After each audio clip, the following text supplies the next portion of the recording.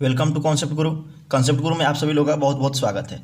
दोस्तों, आज ये मैथ का 7वां दिन है। इसके पहले का 6 पार्ट अपलोड हो चुका है। अगर आपने उसे नहीं देखा है तो प्लेलिस्ट में जाकर के उसे आप देख सकते हैं, जिसका लिंक मैंने डिस्क्रिप्शन में दे रखा है। फर्स्ट क्वेश्चन क्या बोल रहा है आपसे कि √5/3 - √2 का मान ज्ञात करना है आपको। देखिए, इसमें सबसे पहले हम क्या कर लेंगे, इसमें सबसे पहले हम हर का परिमेयकरण करेंगे। तो जब हर का परिमेयकरण करेंगे तो √5/3 - √2 ये जो दिया है इसका अपोजिट गुणा हो जाता है। ये जो साइन इसका अपोजिट हो जाता है, तो इसमें हो जाएगा 3 + √2, इसमें गुणा हो जाएगा, और नीचे वाला में हो जाएगा 3 + √2 आपका ये भी गुणा हो जाएगा। ठीक है फ्रेंड्स, तो इस तरह से ये हो जाएगा।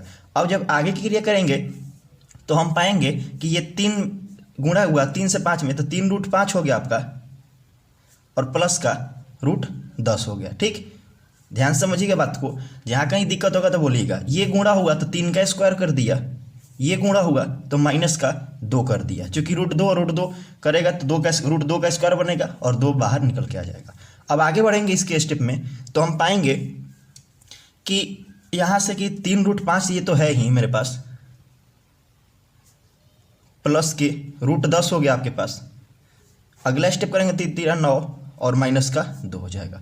इस तरह से बढ़ेंगे तो 3 √5 और +10/7 ये आपका राइट आंसर हो जाता है। तो आई होप कि आप समझ गए होंगे। बढ़ते हैं सेकंड क्वेश्चन पे। आज का सेकंड क्वेश्चन क्या आपके एक्शन पर शो कर रहा है कि 40 लीटर शराब जिसका मूल्य यानी क्रय मूल्य आपके पास दिया है 3.5 रुपया प्रति लीटर है कि एक बाल्टी में कितना जल मिलाने पर उसका मूल्य घटकर 2 रुपये प्रति लीटर हो जाएगा।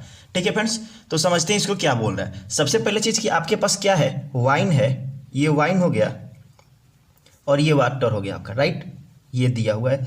देखिए कैसे अप्रोच को हम समझेंगे इसको। अब इसमें क्या दिया है कि वाइन का जो आपका CP दिया है वो 3.5 दिया है। ठीक है फ्रेंड्स, लेकिन वाटर आपका 0 रुपीज़ है, यहाँ पे नहीं गिवन है, और यह मूल्य घट करके यानी एवरेज मूल्य आपके पास दे दिया है 2 रुपये प्रति लीटर दे रखा है। तो यहाँ से हम एलिगेशन वाला प्रोसेस यूज करेंगे तो ये घटा तो आपके पास 2 - 0 और ये घटा तो 3.5 -2 बचा। तो ये घटा तो 2 हुआ और ये घटा तो आपका ये बच गया 1.5 बच गया। ठीक है फ्रेंड्स, 1.5। अब ये पॉइंट हटा करके इधर 0 कर सकते हैं। 5 चौको 20 और 5 तियाँ 15 यानी 4:3 का। तो यहाँ से हम पाएंगे एक चीज़, देखिए ध्यान से, ये 4 हो गया और ये आपका 3, ये रेशो आपका मिल गया। ठीक है फ्रेंड्स, तो यहाँ से जब ये रेशो मिल गया तो आपके पास टोटल 40 लीटर ही शराब थे ना।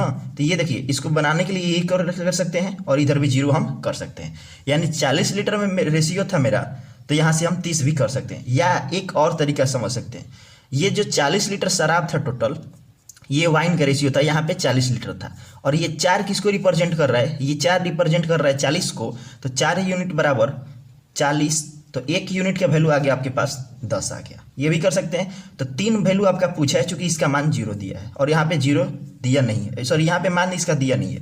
तो 3 किसको रिप्रेजेंट करेगा, 3 × 10 को रिप्रेजेंट करेगा। इस तरह से 30 मेरा हो जाएगा। तो 40 अगर शराब है तो 30 मेरे पास पानी हो जाएगा। तो आई होप कि आपको समझ में आ गया होगा। अगर वीडियो अच्छी लगी तो आप प्लीज़ इसे लाइक कर दें, और चैनल पर पहली बार विजिट कर रहे हैं तो हमारे चैनल को अवश्य सब्सक्राइब करें और अपने मित्रों के पास शेयर करना ना भूलें। बढ़ते हैं थर्ड क्वेश्चन पे।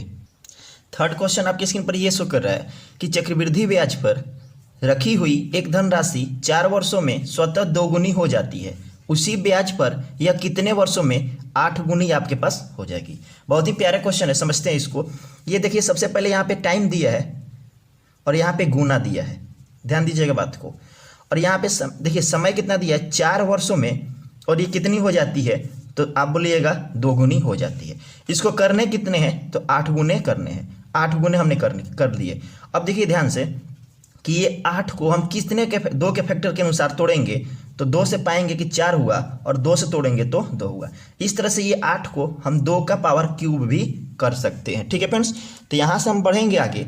तो यहाँ से हमको अब निकालना क्या है, समय निकालना है। तो समय निकालने के लिए ये जो टाइम दिया है ये 4 और इंटू का ये पावर जो है इंटू हो जाता है। तो इस तरह से हमारा जो राइट आंसर आएगा वो 12 वर्ष निकल करके आएगा। तो आई होप कि आप इसे समझ गए होंगे। बढ़ते हैं क्वेश्चन नंबर 4 पे।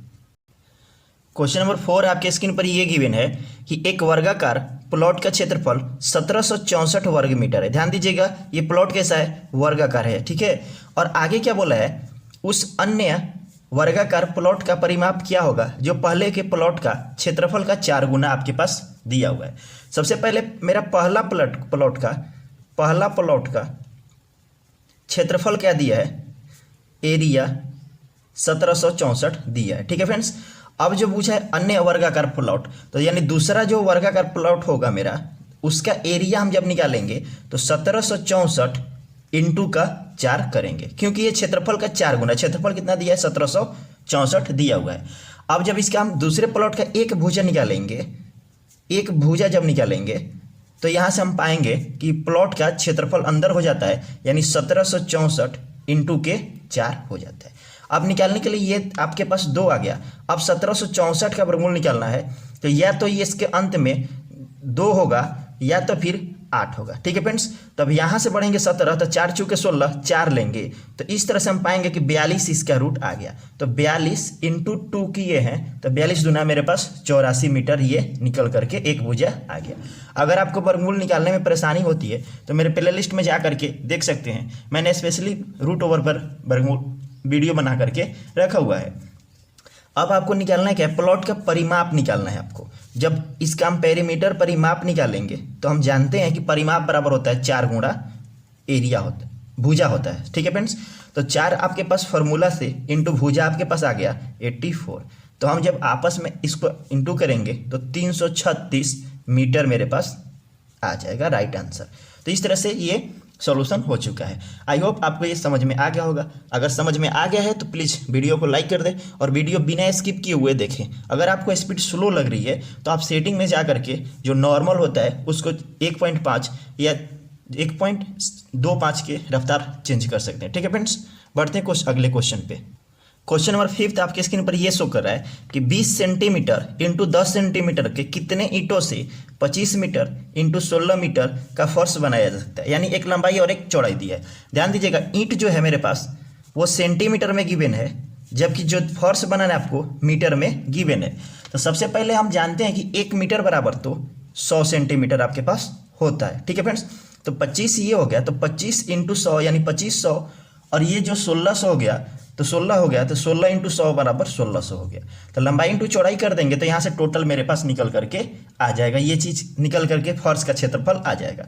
अब हम बात करते हैं ईंटों की संख्या का, तो इसी में अगर डिवाइड कर देंगे 20 सेंटीमीटर ये है और इंटू 10 सेंटीमीटर ये है आपका, ठीक है फ्रेंड्स। तो करेंगे ये 0 से ये 0 कट जाएगा, ये 0 से ये 0 कट जाएगा, और पेन चेंज कर रहे थोड़ा सा, और ये 2 से ये 8 कट जाएगा, इस तरह से हो जाएगा। तो 25 में 8 से गुणा किए तो 25 8 है 200, और डबल 0 तो डबल 0 यहाँ पर हमने कर लिया। तो इस तरह से इतने हमारे पास ईंटों की संख्या निकल करके सामने आती है। तो आई होप कि आप समझ गए होंगे। एक बार फिर से हम रिकॉल कर देते हैं। ये देखिए मीटर में दिया है और ये सेंटीमीटर में दिया है, तो दोनों को सबसे पहले हम एक में करेंगे। तो ये एक्सचेंज किए तो 2500 इंटू 1600 हो गया, ठीक है फ्रेंड्स। अब यहाँ से टोटल इतने बनाने हैं और आपके एक ईंट इतना एरिया ले रहा है।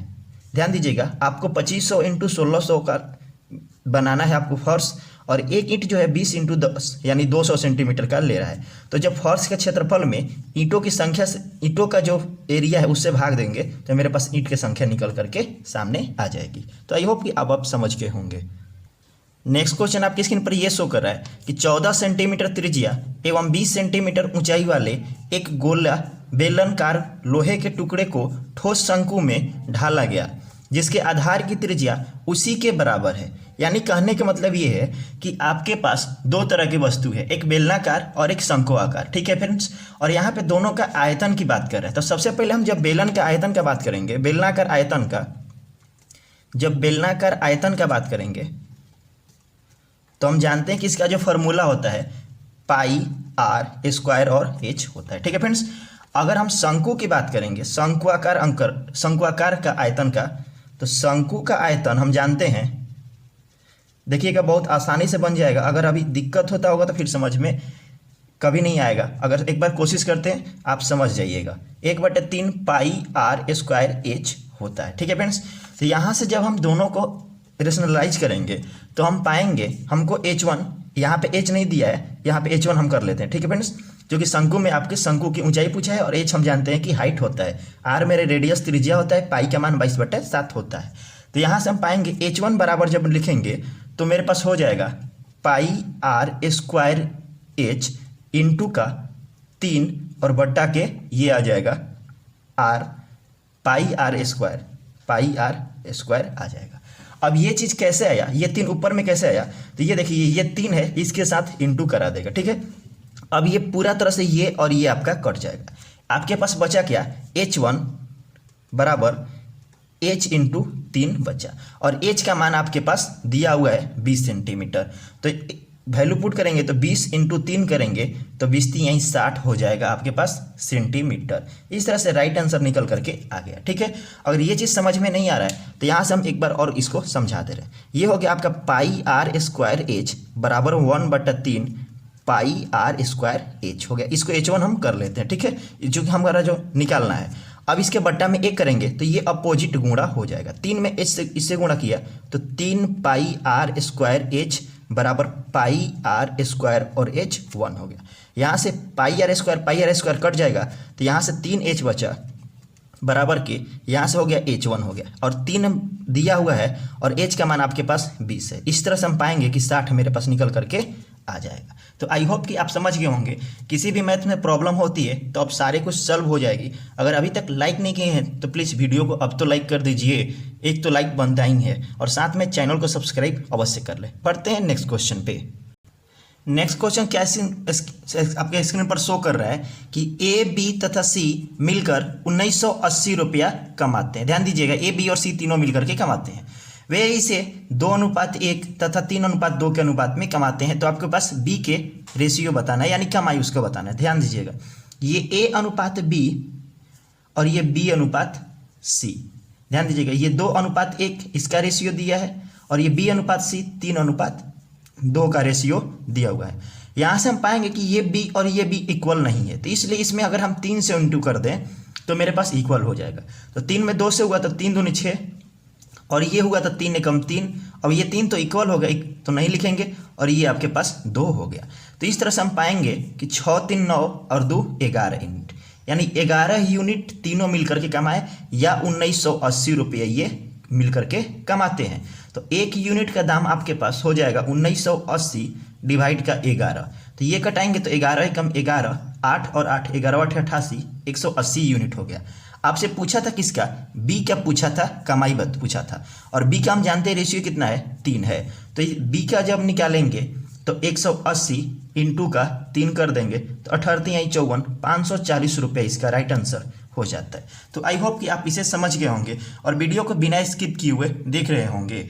आप स्किप कर दीजिएगा तो उससे समझ में नहीं आ सकता है, और अगर आप इसे जानते हैं पहले से तो आपकी प्रैक्टिस में काम आएगी, अगर नहीं जानते हैं तो सीखने के तौर पर ये काम आएगा। तो आई होप आप समझ गए होंगे। बढ़ते हैं क्वेश्चन नंबर 8 पे।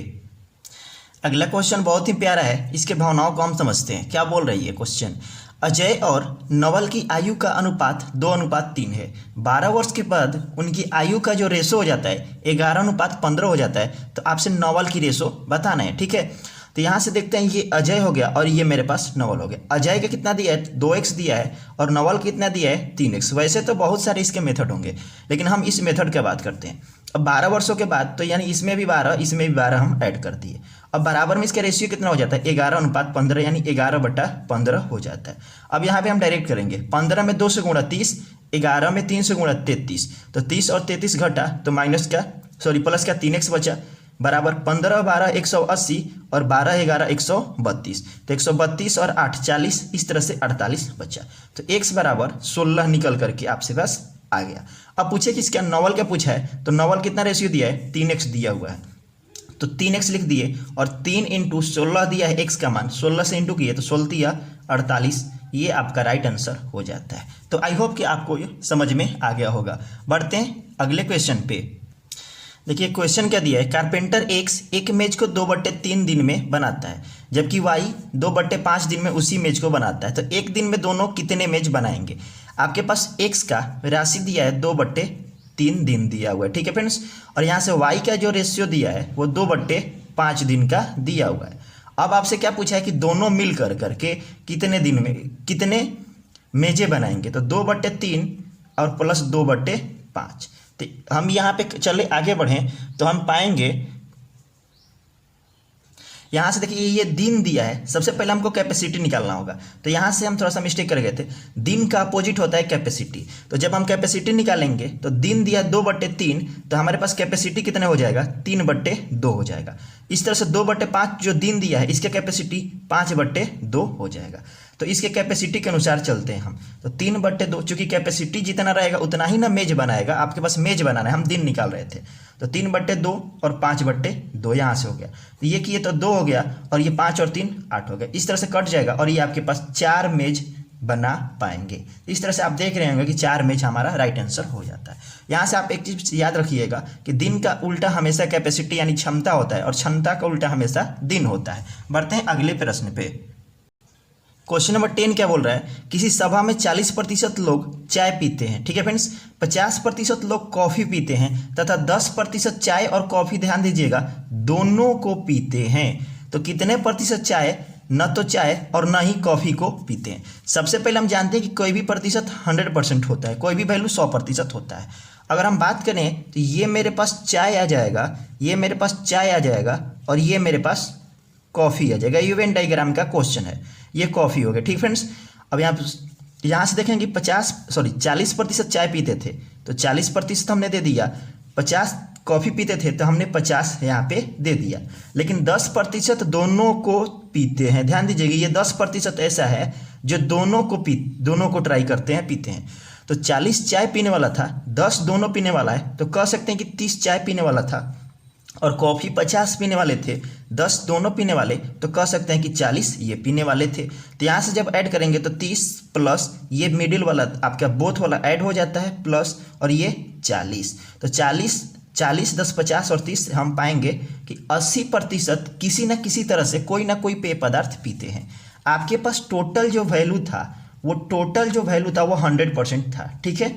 और यहाँ से पीने वाले, ड्रिंकिंग करने वाले, यहाँ से सॉरी चाय पीने वाले, ड्रिंकिंग तो फिर दूसरा कुछ हो जाएगा, और यहाँ से कितना हो जाता है, 80 हो जाता है। तो यहाँ से हम देखेंगे कि कितने नहीं पीते हैं, तो आपके पास नॉट वाले 100 माइनस के 80 तो कर देंगे तो 20% ये निकल करके आ जाएगा। अब यहाँ से हम एक चीज़ और सीखते हैं, 100% आपके पास टोटल लोग हैं, 80% कुछ ना कुछ पीने वाले लोग हैं, तो कितने नहीं पीने वाले हैं, तो 20% लोग नहीं पीने वाले हैं। इस तरह से राइट आंसर हो जाता है 20%। तो आई होप कि आपको ये वीडियो अच्छी लगी होगी। अगर अच्छी लगी होगी तो प्लीज़ इसे लाइक कर दीजिएगा और एक कमेंट कर करके जरूर बताइएगा। अभी तक सब्सक्राइब नहीं किए हैं तो प्लीज़ सब्सक्राइब कर लें और अपने मित्रों के पास इसे शेयर करना ना भूलें। फिर मिलेंगे अगले वीडियो में, तब तक के लिए बाय बाय, नमस्कार।